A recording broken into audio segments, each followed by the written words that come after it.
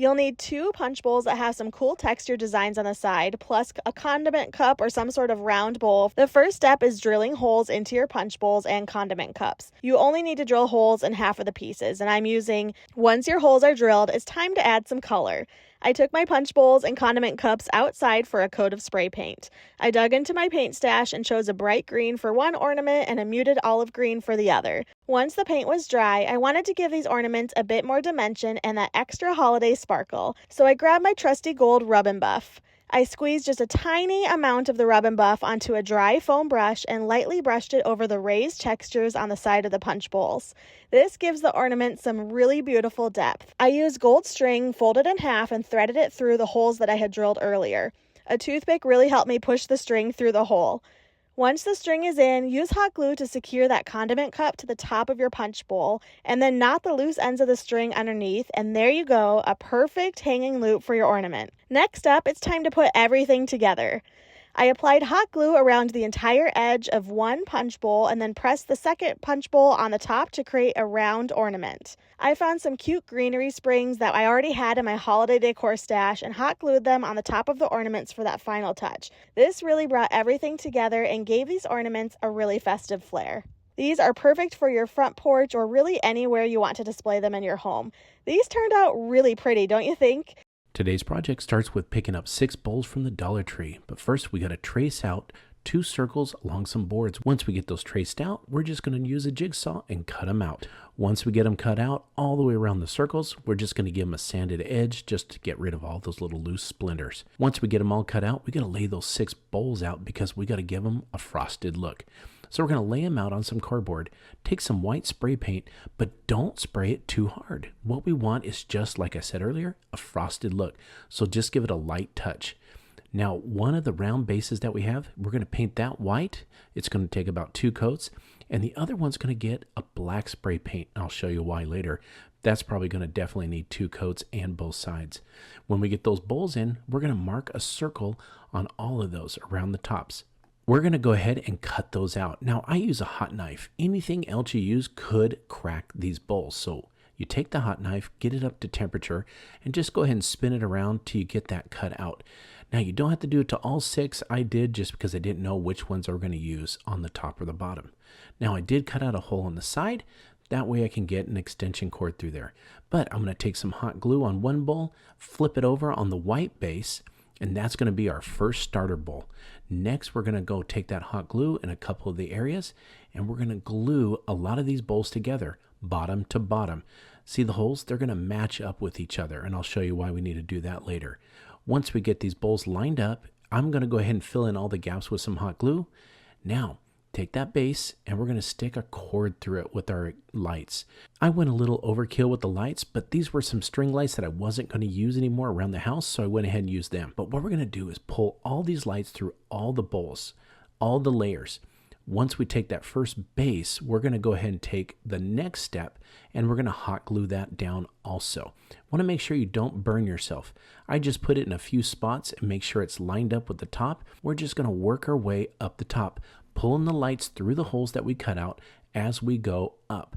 And we're going to have 3 layers of these double stacked bowls, one on top of the other. We're going to stick the last bowl, but I'm going to put a tie on this one. I saw this at the Dollar Tree and it was super cute, so I had to put it on that first layer.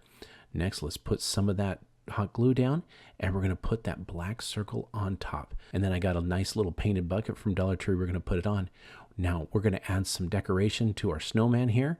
And there he is. And once we plug it in, look at that thing light up. Isn't it gorgeous sitting by the tree? Put a little bit of holly right on top of the hat. And remember, we got that tie that's on there. Just giving our snowman a little extra touch. I think this thing turned out so well, and I hope this inspired you to build your own Dollar Tree snowman bowl. All right, so we're gonna get started with, I believe I have 5 of these bowls. You can find them in the party section at Dollar Tree. So what we're gonna do first is I'm gonna be taking my hot glue gun and I'm also gonna be taking some super glue, and I'm going to be attaching these bowls face to face. So we'll start with the super glue. And as that sits for a moment, I am going to go back in with my hot glue. Before we recreate this same idea, what I want to do is I want to give this a little bit of weight. So what we're going to be using is we're going to be using plaster of Paris. Essentially, the way you're going to mix this is you're going to do 2 parts plaster of Paris, 1 part cold water. So we're just going to stir it until it's kind of like a smooth texture. And then we're going to let it sit for about 20 to 30 minutes. All right, so this is actually still drying, and I realized that I can actually glue this and then let it finish drying with the other bowl on top of it. So we're going to take our hot glue and go around the edge. Okay, and we're gonna flip this over. All right, so we are going to allow this to finish setting. It's gonna take about 20 to 30 minutes to set, and then we're gonna finish this project. All right, for this step, I'm gonna be using this Rustic Brown Wood Effects water-based stain by Behr.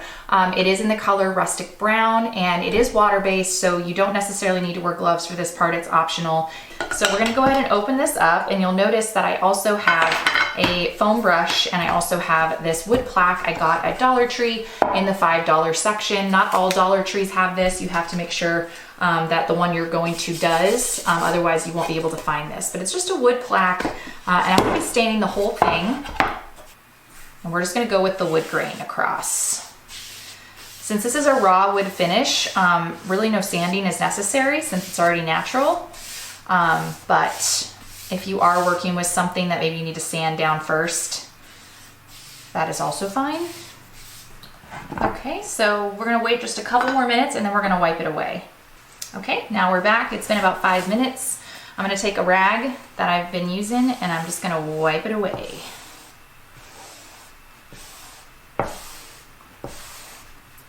All right, so we're gonna do one more coat, just like we did this one, and then we will do this side as well. And when we are back, we will move on to the next step. Okay, so now this part is pretty dry. The plaster of Paris is in there, it's not moving, and it is ready to be covered with our other bowls. So we're gonna take this set that we created. We're gonna set it on top. And I'm gonna do super glue, and then I'm gonna do some of my Gorilla Hot Glue again. So taking my super glue, going around. I'm gonna flip this over. Make sure it sticks like right in the middle. All right, so now I'm gonna be using some vinyl spackle. So this spackle is already a white color. We are going to start adding spackle to the surface. And it doesn't need to be super neat. You can make it a little messy. Just add a lot of texture. So I'm putting a lot on and then I'm kind of letting it kind of drop down, but also trying to even it out as I go. So we're just gonna keep going all the way around until this whole stack of bowls is covered, and then we will be back for the next step. Okay, for my next step, I'm gonna be taking my last bowl and we're gonna be gluing it to the top, especially now that this part is dried, and we are going to finish bringing this spackle, this textured finish, to this layer as well. So I'm gonna put my super glue on first. And then we're gonna take my glue gun with my Gorilla Glue sticks to add a lot of glue to make it stick.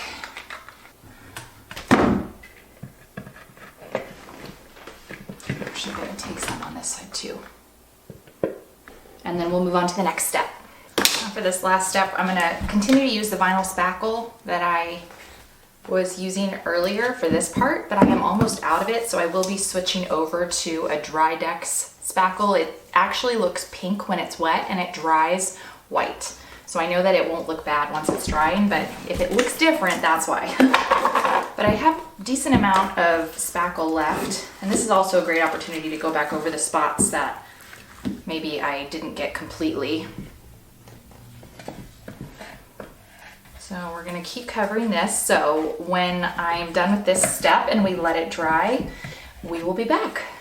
So for our final step, what we're gonna be doing is we are going to be taking our wood round piece and we are going to be attaching it to the top of this table. And we're gonna do it one of two ways. I'm gonna be using some E6000 and I'm also gonna be using my glue gun with my Gorilla Glue sticks to make this happen. So I'm gonna start with my E6000 because E6000 definitely, once it's cured completely, it will have a really powerful hold. Okay, so we are going to flip this over. Careful, don't burn yourself. I want to place it pretty quickly before it dries. Here is the finished product. I'm very happy with how this side table turned out. I spent less than $15 on this, sourcing everything from the Dollar Tree minus the glue. I think it looks great in my living room as a little side table for guests when they're over to hold on to beverages or just decor. Thank you so much for watching Home Talk, and I will see you in the next one.